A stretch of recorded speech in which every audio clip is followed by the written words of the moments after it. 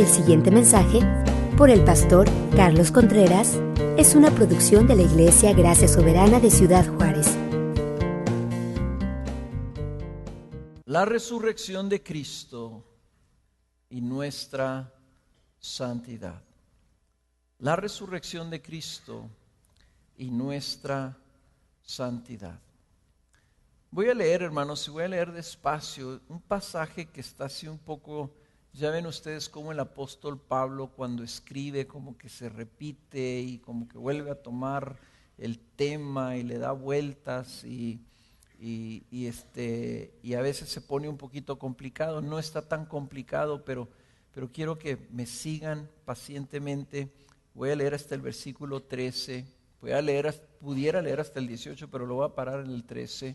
A nuestros invitados, aquí va a aparecer en la pantalla el texto, pero yo los animo, si recibieron un sobrecito, no traigan Biblia, ahí en su sobre viene una copia del Nuevo Testamento que les queremos entregar, y tenemos otros obsequios para ustedes si nos conceden la oportunidad de atenderlos. Aquí a mi mano derecha hay una sala de recepción que tenemos algo preparado para ustedes. Si nos están visitando y quieren pasar ahí, salgan por esa puerta y denos eso. Pero en su Nuevo Testamento busquen el libro de Romanos, ahí viene el índice al principio, busquen la página Romanos y vayan al capítulo 6 y lean ustedes mismos ahí en su Biblia lo que nos dice el apóstol Pablo. Y dice así: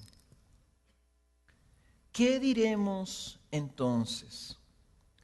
¿Continuaremos en pecado para que la gracia abunde? De ningún modo. Nosotros que hemos muerto al pecado, ¿cómo viviremos aún en él?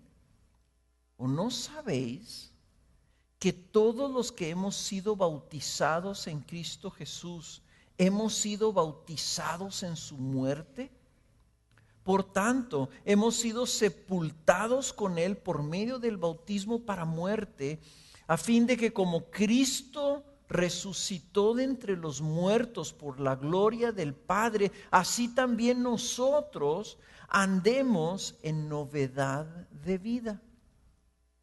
Porque si hemos sido unidos a él en la semejanza de su muerte, ciertamente lo seremos también en la semejanza de su resurrección. Sabiendo esto, que nuestro viejo hombre fue crucificado con él, para que nuestro cuerpo de pecado fuera destruido, a fin de que ya no seamos esclavos del pecado. Porque el que ha muerto ha sido libertado del pecado. Y si hemos muerto con Cristo, creemos que también viviremos con él, sabiendo que Cristo, habiendo resucitado de entre los muertos, no volverá a morir. Ya la muerte no tiene dominio sobre él, porque por cuanto él murió, murió al pecado de una vez para siempre, pero en cuanto vive, vive para Dios. Así también vosotros, consideraos muertos para el pecado, pero vivos para Dios en Cristo Jesús. Por tanto, no reine el pecado en vuestro cuerpo mortal, para que no obedezcáis sus lujurias, ni presentéis los miembros de vuestro cuerpo al pecado como instrumentos de iniquidad, sino presentaos vosotros mismos a Dios como vivos de entre los muertos, y vuestros miembros a Dios como instrumentos de justicia. Les digo que está un poquito complicado, porque si lo leen así nomás a la ligera, está hablando de que Cristo murió, pero si murió entonces ya está muerto, y si está muerto entonces ya vive, pero nosotros también si morimos, etcétera.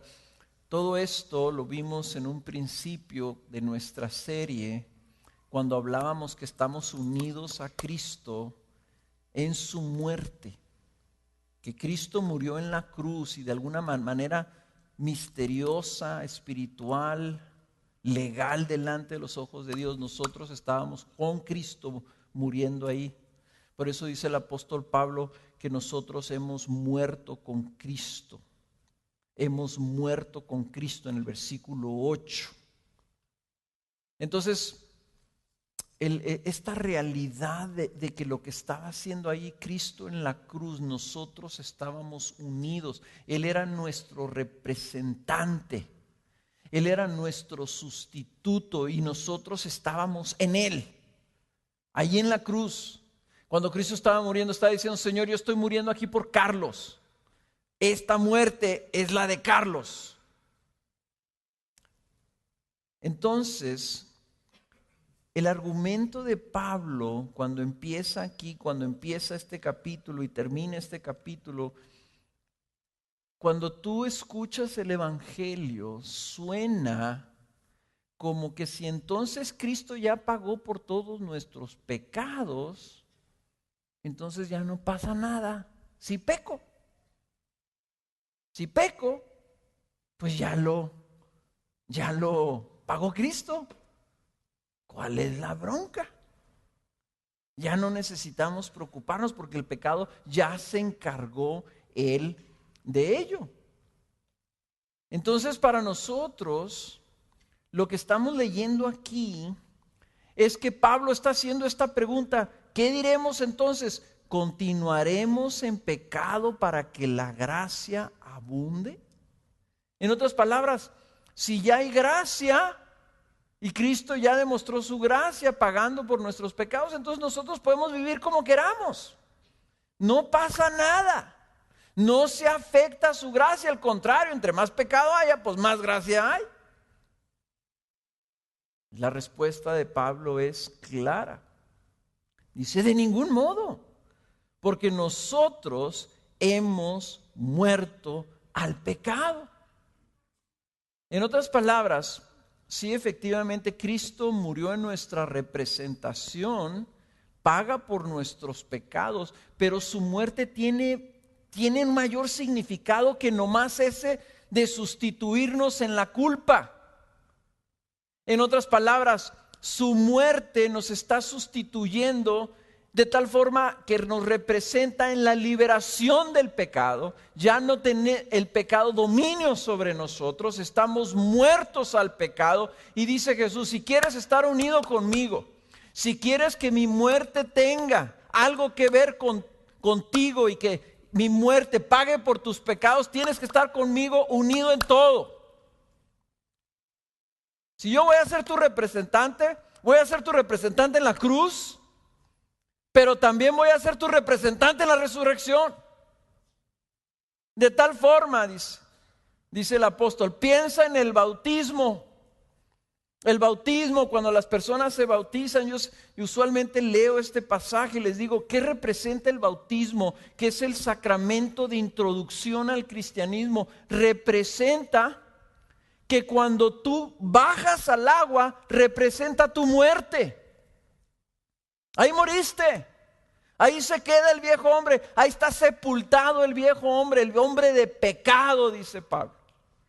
Y cuando se levanta del agua uno, entonces ahí dice, está el nuevo hombre en Cristo, el que Él está levantando, así como Él se levantó de entre los muertos.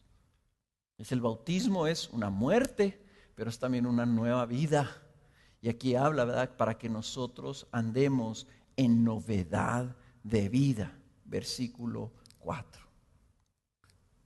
Eso representa el bautismo. Y dice Pablo, dice, eso es lo que representa la muerte y resurrección de Cristo Jesús. Y fíjense cómo nosotros trabajamos, ¿verdad? Queremos el beneficio. Queremos el beneficio de la muerte de Cristo. Cristo pagó por mis pecados. Soy perdonado porque Cristo ya derramó su sangre en mi lugar. Gloria a Dios. Gracias, Señor. Y dice Jesús, pues sí, pero no me quedé en la cruz. Me sepultaron y me levanté entre los muertos. Entonces, si tú estás unido conmigo, estuviste unido conmigo en la cruz, pero también estás unido conmigo en la resurrección. Y ese es la respuesta que está llevando, la conclusión o el argumento que está llevando Pablo ahí a partir del versículo 3. En otras palabras, que si queremos estar unidos con Cristo en su muerte para que nuestros pecados sean cubiertos, entonces también estamos unidos con Él en su resurrección. De tal forma que ya el pecado no tiene dominio sobre nosotros y ya no somos esclavos del pecado. Versículo 6. Nuestro cuerpo de pecado fuera destruido a fin de que ya no seamos esclavos del pecado. Fuimos liberados. Y fuimos liberados y se nos dio una vida nueva para que andemos en esa nueva vida. Y ese es el punto, hermanos. Cada vez entre más lo pienso, la santidad tiene que ser el andar en esa nueva vida. Y nosotros tomamos la santidad como no andar en la vida vieja. O sea, ya no ando como antes andaba. Y en ese esquema, ¿se acuerdan ustedes de la flecha? Ya andábamos en el -10, éramos unos borrachos, inmorales, infieles, o lo que haya sido. O simple y sencillamente irreverentes, arrogantes y soberbios, independientes de Dios, dándole la espalda a Dios, ignorando su grandeza y viviendo como se nos pegaba nuestra regalada gana. Y si no, ya no voy a vivir así, ahora voy a ser un buen niño, ¿verdad? Voy a ir a la iglesia todos los domingos, voy a poner corbata y saco como el pastor para verme muy nice. Ya voy a tener mi familita muy bien portaditos, mis hijos, y llego temprano a la casa todos los días, y hago mis funciones como esposo, etc. ¿Sabes una cosa? Muchos cristianos nos quedamos en el 0. Vamos del -10 al 0, y nos sentimos muy cómodos con eso. Y lo que estamos haciendo es que estamos agregando a nuestra vida a Cristo para que Cristo venga y mejore nuestra vida. Nuestro cristianismo es uno de agregarle cosa buena. ¿Y saben qué es? Es religiosidad. Y eso queremos, a un Cristo que venga y me bendiga y Señor, me estoy portando bien, entonces bendice mi matrimonio. Señor, me estoy portando bien, entonces prospérame en el trabajo. Señor, me estoy portando bien, dame salud. Señor, me estoy portando bien, entonces ahora mis niños, que ellos se porten bien también. Y lo que queremos es un cristianismo para que nuestro bienestar esté aquí en la tierra o para que se cumplan nuestros propósitos. Y lo que está diciendo Pablo aquí es, no. ¿Quieres de Cristo? Quiérelo todo. Todo. Quiere la novedad de vida, como la tiene Cristo y lo que hizo Cristo cuando se levantó. Y la clave, hermanos, la clave viene ahí más adelantito en el versículo 11. Miren.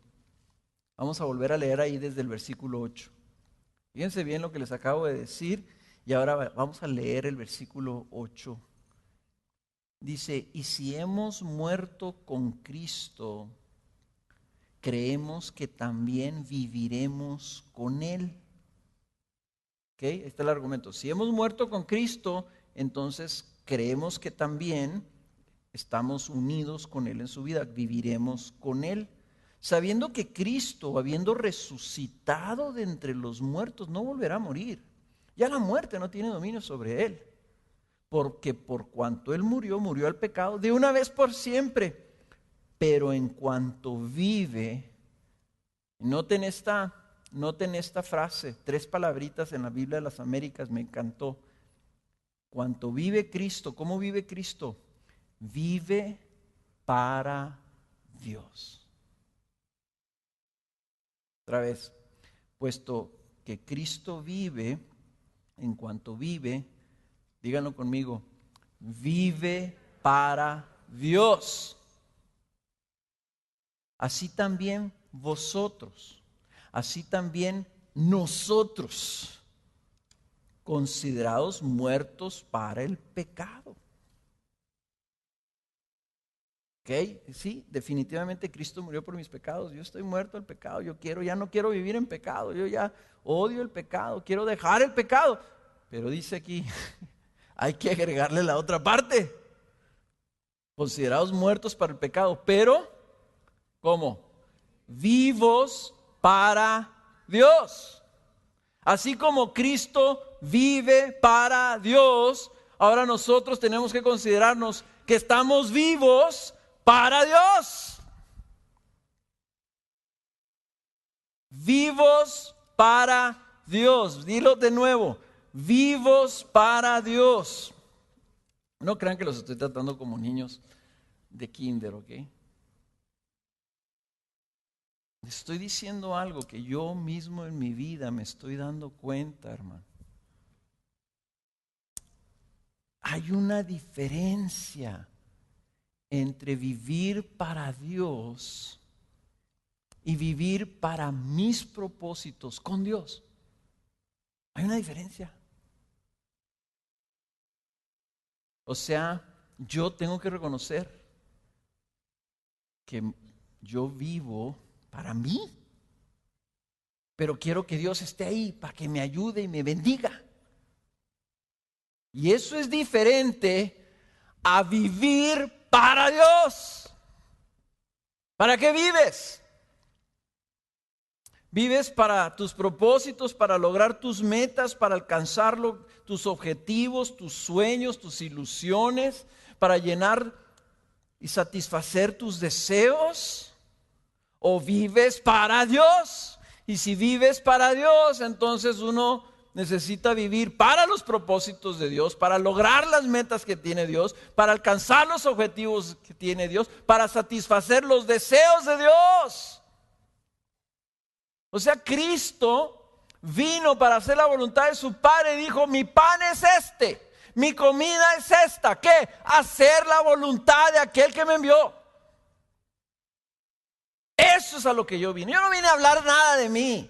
Yo vine a hablar exclusivamente lo que me dijo el que me envió, lo que yo oigo que dice Él, eso traigo. No vine a hacer mi voluntad. Señor, no se haga mi voluntad sino la tuya. ¿Quieres que vaya a la cruz, Señor? No habrá alguna otra manera. 3 veces te lo pido, pero hágase tu voluntad y no la mía. ¿Cuál era el gozo puesto delante de él? El gozo puesto delante de él era que iba a cumplir la voluntad del que lo había enviado. Entonces dice Cristo y dice el apóstol Pablo, así como estamos unidos con él en su muerte, estamos unidos con él en su vida. Y puesto que él está muerto para el pecado y no va a volver a morir por el pecado, vive para Dios. Así nosotros también, dice, considerados vivos para Dios. ¿Qué tiene que ver la resurrección con nuestra santidad, hermanos? Tiene todo que ver. Tiene todo que ver. Porque si estamos unidos con Cristo, Cristo resucitó entre los muertos para vivir para Dios. Ya nomás eso le queda. Ya no tiene ningún otro propósito más que vivir para Dios. Y dice, ustedes están unidos conmigo, vivan para Dios ustedes también. Entonces esta no es una celebración de ay, qué bonito Cristo se levantó de los muertos, qué bonito, y la muerte no lo venció, mira lo que pasó y Cristo es Dios. Lo que estamos celebrando en la resurrección es una liberación. Es nuestra liberación del pecado para que entonces nosotros seamos libres ahora de vivir para Él. Y si tú dices, oye, pero eso está difícil. Si está difícil vivir para Dios, la resurrección nos dice que Él y su resurrección hace toda la diferencia en nuestras vidas. Miren, ahí mismo, doblenle la hojita, pónganle un papelito, pónganle el dedo y denle 2 páginas vuelta a la derecha de sus Biblias en el capítulo 8 del libro de Romanos, versículo 11. La resurrección hace toda la diferencia. Ustedes saben que se los he dicho muchas veces, que este versículo es un versículo que yo no alcanzo todavía a pasar, no. Ay, la verdad, tengo que ser honesto, no lo alcanzo a pasar porque veo que no está haciendo en mi vida la diferencia que debería hacer. Fíjense lo que dice el versículo 8, 11 al 13, el pasaje este. Dice, pero si el Espíritu de aquel que resucitó a Jesús de entre los muertos habita en vosotros. O yo lo leo siempre que lo leo así, si el Espíritu de aquel que resucitó a Jesús de entre los muertos habita en mí. Léelo así. Si el Espíritu de Dios, que fue el que resucitó a Jesús de entre los muertos, habita en mí, el mismo que resucitó a Cristo Jesús de entre los muertos, también dará vida a mi cuerpo mortal por medio de su Espíritu que habita en mí. Es el argumento. Lo que nosotros decimos es que si estamos en Cristo, lo tenemos a Él en nosotros y tenemos su Espíritu y por eso nacemos de nuevo a esa novedad de vida. Entonces dice Pablo, entonces si el Espíritu de Dios que levantó a Jesús de entre los muertos, así como obró en Jesús y lo levantó de entre los muertos, habita en ti, ese Espíritu te va a dar una nueva vida. Así que, hermanos, somos deudores no a la carne para vivir conforme a la carne, porque si vivís conforme a la carne habréis de morir. Pero si por el Espíritu, el que habita en mí, hacéis morir las obras de la carne, viviréis. ¿Qué tiene que ver la resurrección con la santidad? Tiene todo que ver. Porque nosotros afirmamos que tenemos el Espíritu de Dios adentro de nosotros.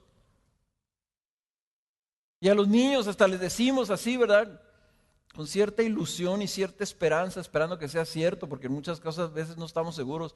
Sí, mijito, acuérdate que Jesús vive en tu corazón, como si fuera Cristo viviendo en nuestros corazones, así como, ay, sí, pues yo tengo paz en mi corazón. Hay una canción, ¿verdad? Yo tengo gozo en mi alma y tengo paz en mi alma y tengo todas estas cosas porque Cristo vive en mí. Eso no es.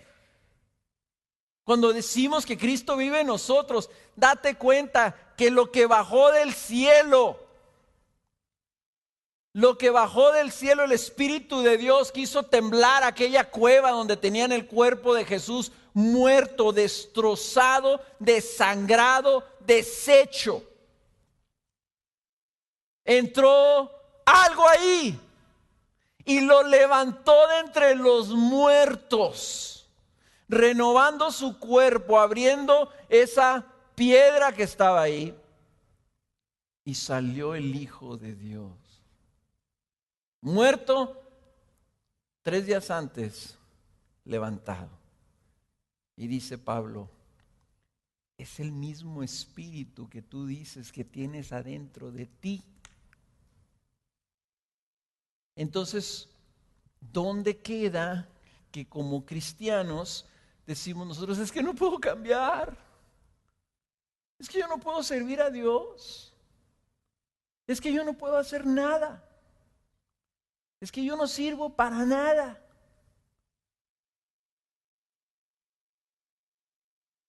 Y entonces lo que queremos es que ese Espíritu que levantó a Cristo entre los muertos, que habita en nosotros, nos esté sirviendo y ayudando a hacer nuestra voluntad. Y decimos, Dios, quiero este trabajo, bendíceme, dámelo, ¿verdad? y los jóvenes oran: Señor, me gusta esa chavalita, dámela. ¿Por qué? Pues porque me gusta, está bonita, me atrae, dámela. A ella la quiero. ¿Para eso vino el Espíritu de Dios a tu vida? ¿Para darte lo que tú quieres? Dice aquí, no. Vino a darte vida nueva. ¿Para qué? Para que ya no sirvas el pecado, sino que ahora sirvas a Dios, vivas para Dios. Y si nosotros no entendemos esto, entonces la resurrección de Cristo, hermanos, ¿para qué fue? Claro, pues Él tenía que levantarse, era imposible que la muerte lo retuviera. Pero Cristo murió y resucitó por nosotros. Si nomás era para Él, para exaltarse Él, pues Él estaba exaltado. Lo hizo por nosotros, para que nosotros fuéramos libertados del pecado y recibiéramos vida nueva. Entonces, si lo que nosotros queremos es que Él viva ahora para nosotros, en lugar de nosotros para Él, estamos al revés y la resurrección fue en vano. Si Cristo se levantó entre los muertos, entonces tú puedes ahora vivir para Dios. Y lo que es al revés, lo que está mal en el cristianismo, por lo que el cristianismo no funciona y por lo que hay millones de cristianos en el mundo y el mundo se está yendo por el drenaje, es tal vez porque en lugar de nosotros vivir para Cristo, queremos que Cristo viva para nosotros. Al revés. Y el mundo nos ve y dice, pues eso es una farsa. O sea, tu Dios lo tienes así de este tamaño y está ahí para que te sirva a ti. Y si no te da lo que tú quieres, te enojas y te molestas, ¿verdad? Y entonces dices, no, ya estoy enojado con la iglesia, ya me voy a ir y estos cristianos y Dios, ¿qué onda? Tú me prometiste. ¿Cuándo? Cristo nos prometió una cosa, nos prometió nueva vida. Nos prometió su espíritu y nos prometió ser libertados del pecado, y ya cumplió y se levantó entre los muertos y les dijo, ok, ya me voy, ya cumplí. Los discípulos, ¿cómo que ya te vas? 40 días ya te vas y nos vas a dejar aquí solos. Ya, yo ya hice lo que tenía que hacer, ya tienen el espíritu, vayan y espérenlo. Y entonces cuando venga el espíritu, séanme testigos por toda la tierra. Y eso es lo que les mando, vayan a todos lados, séanme testigos, discipulen a todas las naciones y enséñeles a que me obedezcan. ¿Ok? Y vamos a cambiar este mundo. ¿Por qué no se quedó Jesús? Porque ya no necesitaba quedarse, ya había hecho lo que venía a hacer. Venía a darnos esa nueva vida y venía a depositar su espíritu en nosotros para que ahora viviéramos para Él.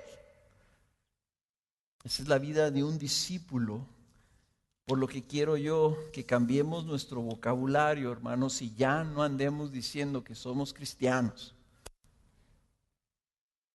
Si vas a decir que eres cristiano, di si eres discípulo o no. Porque un discípulo, el puro nombre, describe a una persona que está siguiendo a otro. Y un cristiano es una etiqueta que te describe con una categoría como que tú tienes algo que los demás no tienen. Yo tengo a Cristo, yo soy cristiano, ya la hice. Si vas a decir que eres, di, soy un discípulo de Jesús. Soy un siervo de Dios. Descríbete como se escribían los apóstoles. Discípulos, siervos, enviados, esclavos de Cristo. Y si no lo puedes decir, ahí está tu reto donde tú tienes que crecer. Hermanos, lo que nos está diciendo entonces aquí el apóstol, volviendo a nuestro texto en Romanos 6, regrésense ahí donde le dejaron el dedo. Lo que nos está diciendo es esto. dice el versículo 11, voy a repetir desde donde dice, desde el 10, vamos a leer desde el 10 de nuevo. Porque por cuanto Él murió al pecado de una vez para siempre, pero en cuanto vive, lean esta versión, de nuevo, 3 palabras, vive para Dios. Así también vosotros, o nosotros, así tú, consideraos muertos para el pecado, pero vivos para Dios en Cristo Jesús. Y noten aquí el argumento en el versículo 12. Vamos a ver el versículo 12. Dice, por tanto, no reine el pecado en vuestro cuerpo mortal, para que no obedezcáis sus lujurias. Por tanto, aquí está la conclusión, aquí está la aplicación. Por tanto, no reine el pecado en vuestro cuerpo mortal para que no obedezcáis sus lujurias.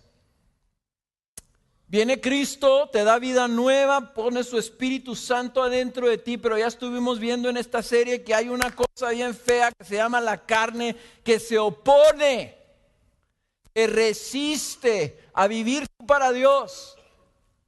Si eres genuinamente convertido, quieres vivir para Dios, pero hay algo que se opone, que es tu carne. Y esa carne avienta toda una serie, lo que la Biblia llama lujurias, que son deseos. Quiere. La carne quiere. Y quiere una mejor posición. Y quiere tener cosas. Y quiere tener posibilidades. Y quiere tener, como ese joven que quiere tener esa chava. O peor, como ese marido que quiere tener otra mujer. O sea, la carne quiere. Dice, entonces, puesto que tú debes de vivir para Dios y ya tienes el Espíritu de Dios y Cristo resucitó entre los muertos, entonces tú le puedes decir a tu carne, no. La carne dice, obedéceme. Las lujurias de la carne te están diciendo, dame esto, quiero esto. Quiero reconocimiento, quiero posición, quiero comodidad, quiero placer. Y tú le puedes decir, no tengo por qué obedecerte a ti, Cristo resucitó de entre los muertos. Yo vivo para Dios. Una de las cosas, hermanos, que les recomiendo mucho, y esto lo escuché de un joven que estaba batallando con una tentación sexual. Y dice, perdí tanto tiempo, todas las noches, horas enteras, pidiéndole al Señor, quítamela, Señor, quítamelo, quítame esta tentación. Yo sé, no pasó nada, no me lo quitaba. ¿Y sabes por qué no se lo quitó? Porque esa tentación venía de su carne. Hermanos, mientras estemos en este mundo con vida en la carne te va a estar diciendo obedéceme. Si quieres que Dios te lo quite, no le estás pidiendo al Señor, mátame, quítame la carne. Mientras no sea tiempo que Él te lleve a su presencia, vas a tener esa carne. Y tristemente en el hecho de nuestra muerte, la carne va a seguir ahí demandando obediencia. Y me encantó que este joven dice, hasta que yo dije, ¿sabes qué? Ya no le voy a pedir a Dios que me la quite, mejor me voy a dedicar a vivir para Dios. Dice, ya no hubo problema. Empecé a sentir el gozo de Dios, empecé a sentir la satisfacción de mi vida. Empecé a encontrar el propósito de Dios en mi vida. ¿Qué le dijo a la carne? No te voy a obedecer, voy a obedecer al Señor. El llamado, lo que está diciendo aquí, que ya no obedezca a las lujurias, quiere decir a la carne hay que enfrentarla y decirle no. Y si como cobardes que somos queremos no tener tentaciones, entonces Señor, quítame la tentación. Jesús oró y dijo, no nos dejes caer en tentación. La carne va a dar tentación, la carne va a demandar atención, Dijo Jesús, ahora sí, no nos dejes caer en ellas, Señor. Hágase tu voluntad. Venga tu reino a mi vida. Esa es la solución. Entonces no obedeces esos deseos incorrectos, inmorales, o deseos ambiciosos, o codicias, sino al contrario, lo que hacemos es obedecemos a nuestro Señor en lo que Él dice que debemos hacer. Cuando estaba jovencito, un poquito, no estoy joven, pero estaba jovencito, yo tenía tentaciones sexuales. Sigo teniendo tentaciones sexuales. Pero jovencito, soltero, decía yo, hijo, Señor, quítame. Yo también estaba, quítamelas. Y entonces un día estaba así pensando, ya se los he compartido, y estaba yo pensando, es el diablo que me tienta. No era el diablo. No era el diablo, pero yo decía, es el diablo, era mi propia carne, pero yo ignorante que era de la palabra, ¿verdad? Es el diablo, me está tentando el diablo. Y yo pensé, ¿qué es lo que más odia el diablo? Que se convierta la gente a Cristo. Entonces a mí, pues no necesariamente me gustaba mucho evangelizar. Pero yo decía, si eso es lo que más odia, entonces cuando Él me tiente, yo voy a salir y le voy a hablar a las personas de Cristo. Era una pésima motivación para el evangelismo. Pero funcionaba. Toda mi motivación era incorrecta, o sea, no había amor por los no creyentes, nada. Yo lo que quería era ser libres de tentación. ¿Saben por qué funcionaba? Porque lo que hacía yo era decirle no a la carne y ponía yo de alguna forma, en mi entendimiento ingenuo, si quieren ustedes, tenía 19 años, ¿ok? Decía, voy a evangelizar. Me salía. Y no tenía pastores sabios, así como Ricky y Abelardo, que me ayudaran, ¿verdad? Esa era como yo mismo me la ingeniaba. Funcionaba porque era decirle no. Y me ponía a buscar la manera de servir. Me ponía a vivir para Cristo. Buscaba la manera de amar a alguien, de ser generoso. Y eso es lo que tú tienes que hacer y puedes hacer. La segunda cosa que dice en el versículo 13, y el versículo 13 es un versículo largo que viene en dos partes. Vamos a leer la primera parte en el versículo 13. Dice, ni presentéis los miembros de vuestro cuerpo al pecado como instrumentos de iniquidad. Ni presentéis los miembros de vuestro cuerpo al pecado como instrumento de iniquidad. Entonces lo que está haciendo el apóstol está diciendo, no obedezcas las lujurias, no pongas tu cuerpo, no te sometas tú bajo el pecado para que tú hagas lo que el pecado te manda y sirvas de un instrumento de iniquidad. En otras palabras, cuando tú obedeces a alguien, significa que tú estás sirviendo a alguien. Cuando tú dejas que la carne con sus lujurias manden tu vida, tú te haces un siervo del pecado.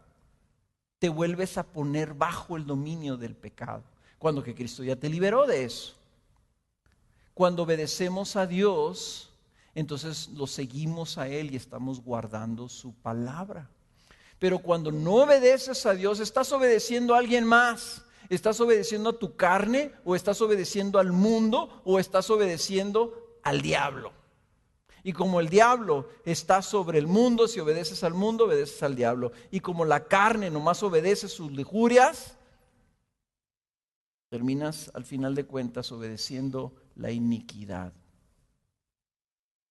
Es como si tú le entregaras el mando de tu cuerpo a alguien más. Entonces dice, Cristo ya te liberó, no le devuelvas el mando de tu cuerpo al pecado, no se lo devuelvas a la carne, para que vuelvas a vivir, como dice Efesios 2, siguiendo sus lujurias y sus deseos. En otras palabras, la resurrección de Cristo es la liberación de una esclavitud. Y lo trágico es que habiendo sido liberados de la esclavitud, nos volvamos nosotros a esclavizar. Una de las cosas que más me conmueve, que más me duele, es que en el mundo moderno hay millones de esclavos aún. ¿Y saben los esclavos que hay en el mundo? ¿Qué tipo de esclavos son? Son personas, la mayoría niños o menores, que están esclavizados por el tráfico blanco que se llama, el tráfico humano con fines de explotación sexual. Y hay esclavos sexuales en Estados Unidos, en Europa, en Asia, en África, en los países musulmanes, en los países cristianos. Millones. Y lo trágico es que nadie sabe cuántos son realmente, ¿verdad? La ONU tiene unas cifras que son escandalosas. Entonces imagínate que hay personas, hay organismos, hay ministerios dedicados a ir a rescatar a estas jóvenes que las tienen aprisionadas, encerradas literalmente para explotación sexual, para ser violadas sexualmente. Y hay organismos que van y las rescatan, ¿okay? Las llevan, las ponen en una casita donde están recibiendo atención médica, psicológica, emocional, espiritual. Imagínate tú que una de estas jóvenes es liberada y a los tipos estos crueles, malvados que las roban y se las llevan así, los meten a la cárcel. Imagínate tú que ese hombre cruel por teléfono le esté hablando a una de esas chicas y le esté diciendo: quiero que vayas y te prostituyas y me mandes el dinero a la cárcel. ¿No se les haría a ustedes completamente absurdo que esta joven vaya y haga eso?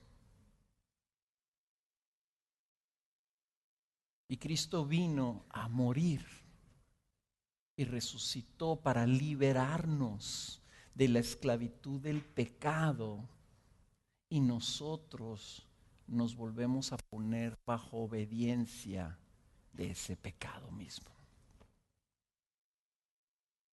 Dice Pablo: de ningún modo, no puede ser. ¿Cómo que vamos a pecar porque al cabo hay gracia? No puede ser. Cristo vino para libertarte de eso, para que ahora puedas vivir para Dios. No entregues tus miembros, no te esclavices de nuevo, no digas: ándale pues, voy a hacer tu voluntad. Nosotros hemos sido liberados de un capataz feroz.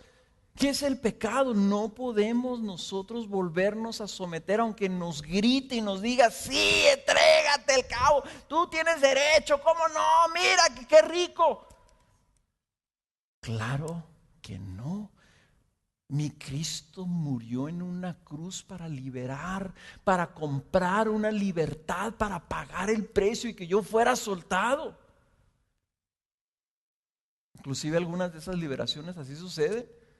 Organismos que juntan dinero y cristianos que dan dinero, llevan el dinero y para convencer a estos hombres que las suelten, las compran.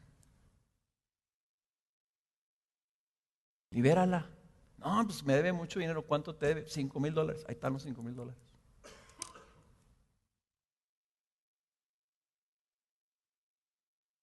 ¿Qué dice la segunda parte del versículo 13?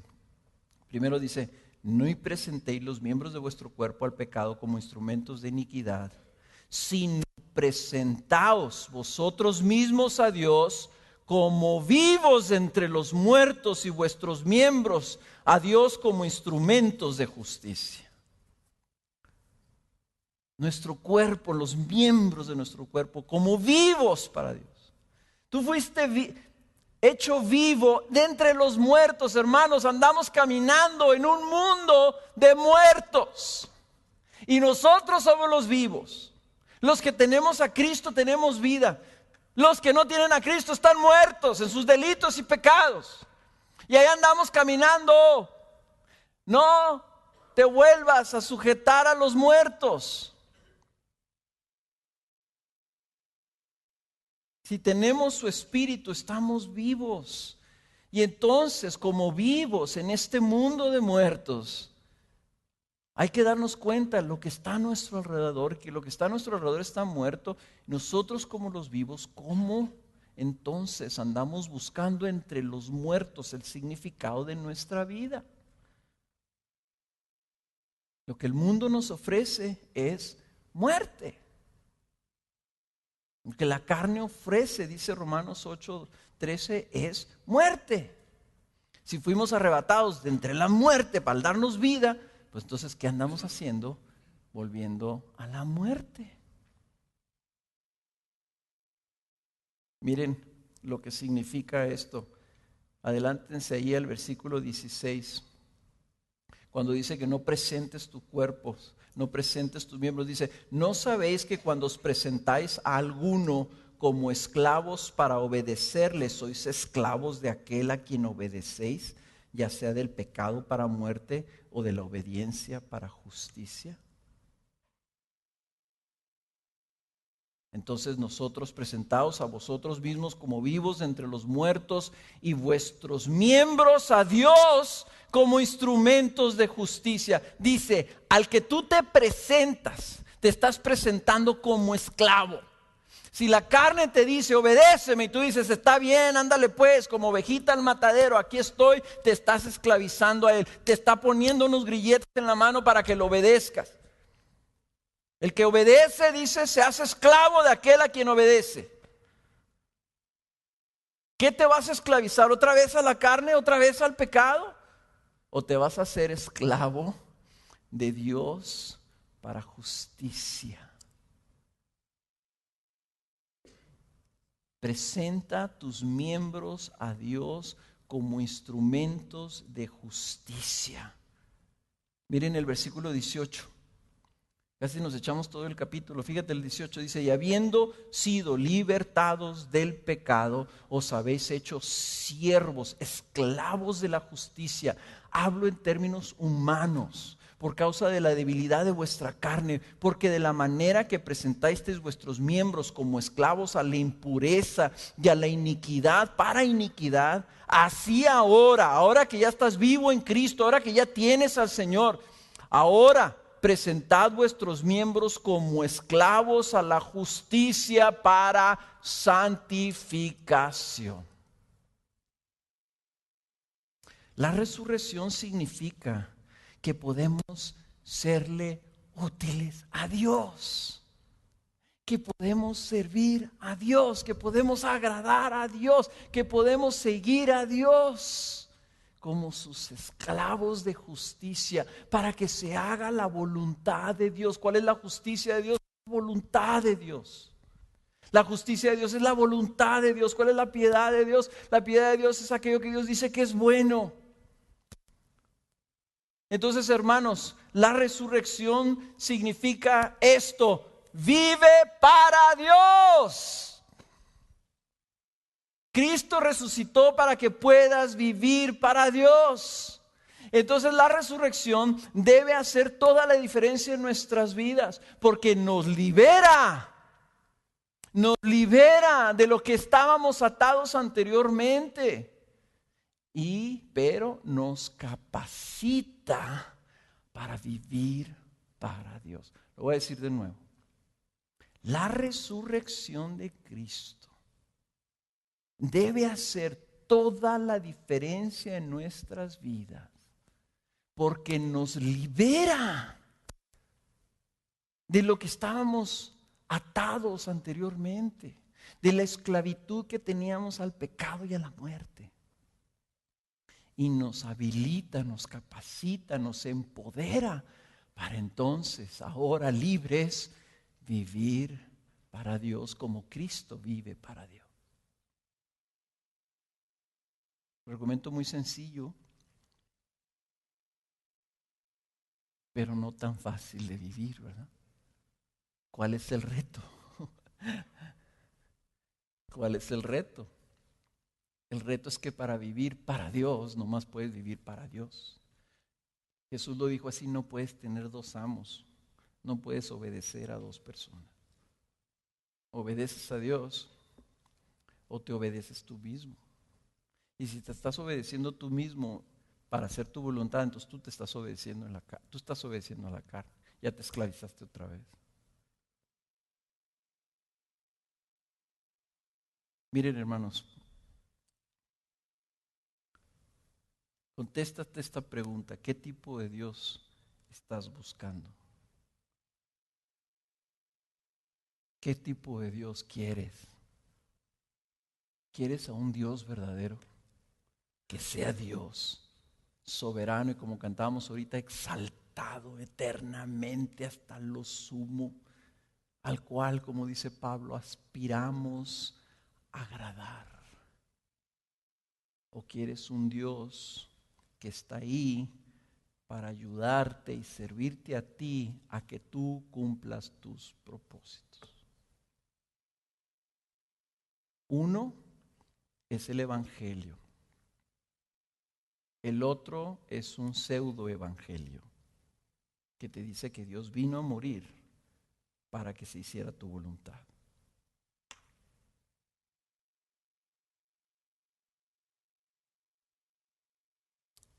Tienes que considerar todo lo que tienes. Y miren, lo más hermoso que yo tengo, es más, lo único que tengo, lo único que tengo en esta vida es mi esposa, mis hijos y ahora mis nietos. Es lo único que tengo de valor.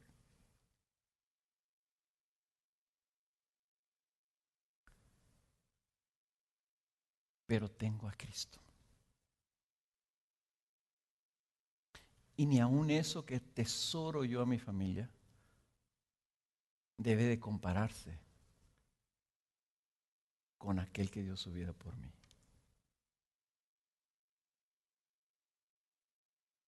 Primero Cristo.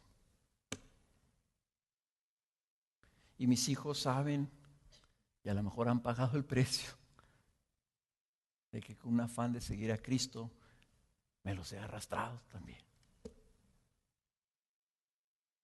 Espero que su vida haya sido gloriosa como ha sido la mía, porque yo al final sé que si mi afán es vivir para Dios, ellos estarán bien. Pero ¿qué es lo que tú atesoras? ¿Qué es lo que tú no podrías dejar para poder decir: Señor, quiero vivir para ti, cueste lo que cueste? Tu carrera, tu trabajo, tu prosperidad económica, el carro, las vacaciones que tanto anhelas poder comprar, aquella casa donde puedas estar en plena comodidad, qué sé yo. ¿Qué es lo que te impide que vivas para Dios? ¿Sabes qué es la santidad? La santidad es vivir para Dios, para buscar su gloria, para hacer su voluntad, para tratar de alcanzar sus propósitos y que nuestros propósitos pasen a estar supeditados a sus propósitos de Él.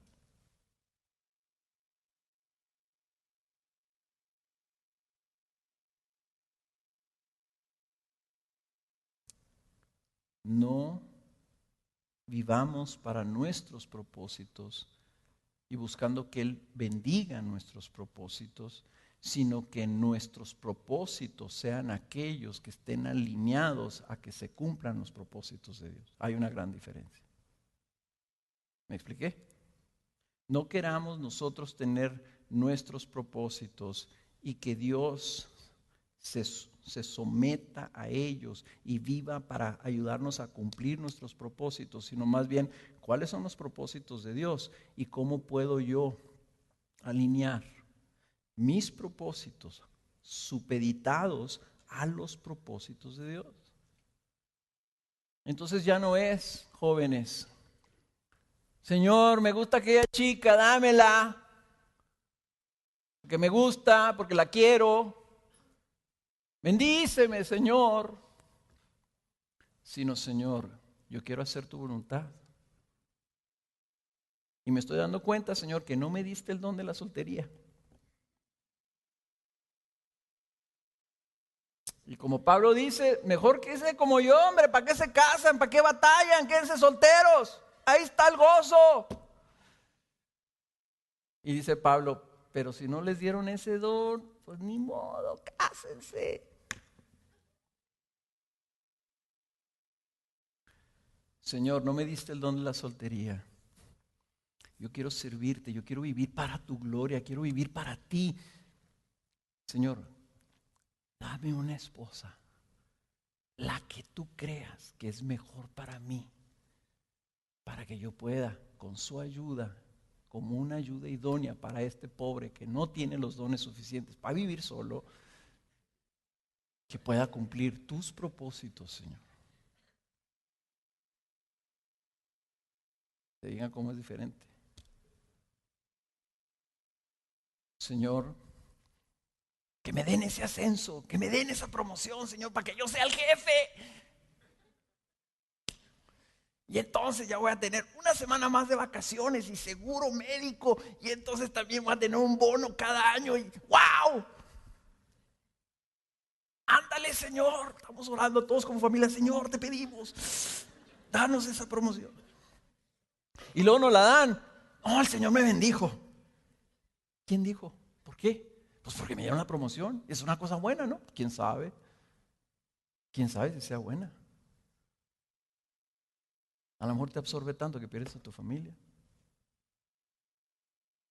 A lo mejor, puesto que ahora ya eres jefe, ya tienes otro dueño, ¿verdad? Y ahora con toda libertad te van a decir, ¿sabes qué? Yo necesito que te vayas a tal lugar. No, pero ¿cómo? Estamos pagando, ya tenemos una semana más de vacaciones y te damos un bono en el año. ¿Cómo vas a decir que no?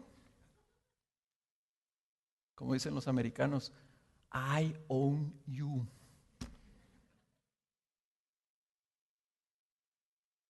Muy diferente decirle, Señor, quiero vivir para ti, pero necesito darle de comer a mi familia. Señor, a Pablo tú le enseñaste a hacer tiendas.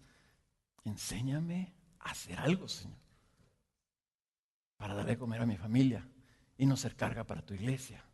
Señor, que pueda ser útil, que pueda trabajar. Si tengo que trabajar de noche para servirte de día, así lo quiero hacer, Señor. ¿Cómo puedo? Dime, Señor, muéstrame un camino. Pon en mí habilidades, dame el entrenamiento necesario y dame un trabajo que me permita vivir para ti, Señor, y darle de comer a mi familia.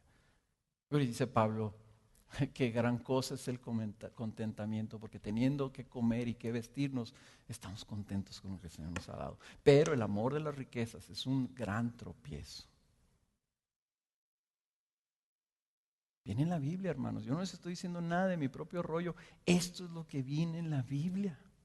Y vemos el testimonio de este puñado de hombres y mujeres, los discípulos del Señor que recibieron el Espíritu Santo, que cambiaron el mundo entero,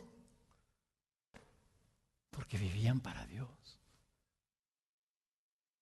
Y nosotros aquí somos cientos de personas. Y aquí está esta ciudad convulsionada. ¿Qué querrá Dios hacer con nosotros?